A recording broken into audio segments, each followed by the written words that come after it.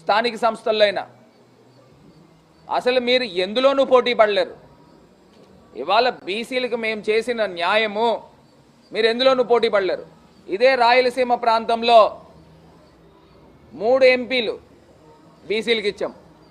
అటు కర్నూలు అయితే కానివ్వండి, అనంతపూర్ అయితే కానివ్వండి, లేకపోతే హిందూపూర్ అయితే కానివ్వండి, మేము ఎంపీలు 3 బీసీలకు ఇచ్చాం. మీరెన్ని ఇచ్చారు? అసలు ఎందులో కూడా బీసీ పదం ఎత్తడానికి ఈ చంద్రబాబు నాయుడు అనర్హుడు. నేను ఇవాళ సూటిగా చెప్తా ఉన్నా. ఏమంటే నాకు ఒకటి అర్థం కాల, మా పిల్లలు ఉద్యోగాలు చేయకూడదా? మా పిల్లలు పెద్ద చదువులు చదవకూడదా? ఇంకా కుల వృత్తుల్లోనే ఉండి ఇస్త్రీలు చేసుకోవాలా? ఇంకా కుల వృత్తుల్లోనే ఉండి తాటి చెట్లు ఎక్కి కళ్ళు తీసుకోవాలా? ఇంకా కుల వృత్తుల్లోనే ఉండి బర్రెల్ని గొర్రెల్ని మేపుకోవాలా? మీకు ఇప్పటికి తీసుకొచ్చి చెప్పులు కుట్టించి మీకు చెప్పుల కింద మేము కూర్చోవాలా? మా పిల్లలు చదువుకోకూడదా? ఇవాళ జగనన్న విద్యా వ్యవస్థలో ఒక సమూలమైన మార్పులు తీసుకొచ్చారు, రిఫార్మ్స్ తీసుకొచ్చారు.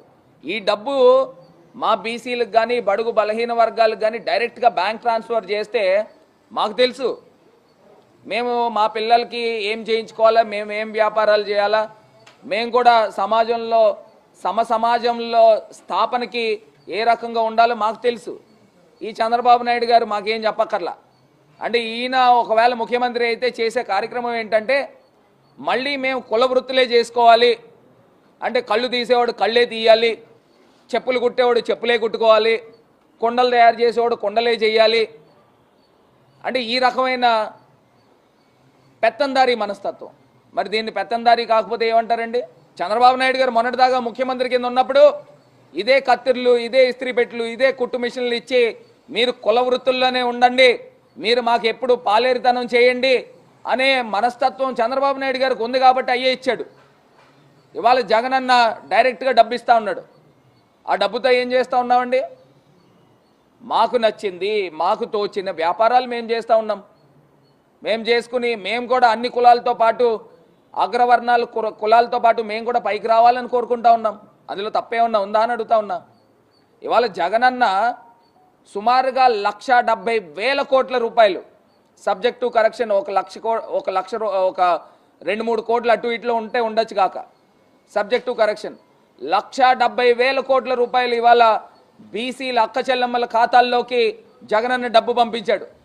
నువ్వు డిక్లరేషన్ పెట్టుకోవాలా, రాబోయే 5 సంవత్సరాల్లో డిక్లరేషన్ పెట్టుకుని 1,50,000 కోట్ల రూపాయలు, ఇంకా జగనన్న కన్నా తక్కువే ఇచ్చిన డబ్బులు కరోనా ఉన్నప్పటికీ కూడా ఇవాళ ముఖ్యమంత్రి గారు అందించారు. మరి జగనన్న గొప్పవాడు కాదా? నువ్వు పవన్ కళ్యాణ్ గారు కలిసి మీరు చేసేది ఏంటండి? ఇవాళ నీ కళ్ళబుల్లి మాటలు, నువ్వు చెప్పే మాటలు ఇవాళ ప్రజలు వినడానికి ఎవరు సిద్ధంగా లేరు. డ్వాక్రా రుణమాఫీ అన్నావు, చేసావా? మోసం చేసావు కదా, మహిళలు మోసం చేసావు. రైతు రుణమాఫీ అన్నావు, రైతులను మోసం చేయలేదా? మోసం చేసావు. యువత, మాలాంటి యువకులందరినీ కూడా నెట్ట నిలువునా మోసం చేసావు. నువ్వు చెప్పిన డైలాగ్ ఇవ్వాలన్న రోజుకి కూడా ఆంధ్రప్రదేశ్లో ఉన్న యువత చెవుల్లో ఇంకా ఈకో అవుతూ ఉంది. అదేంటంటే జాబ్ కావాలంటే బాబు రావాలి. బాబు వచ్చాడు, చిన్నబాబు వచ్చాడు. ఆంధ్రప్రదేశ్ రాష్ట్రంలో పేద ప్రజల ఎవ్వరికీ కూడా జాబులు రాలా. మరి దీన్ని ఏమంటారు? యువతను కూడా మోసం చేసావు.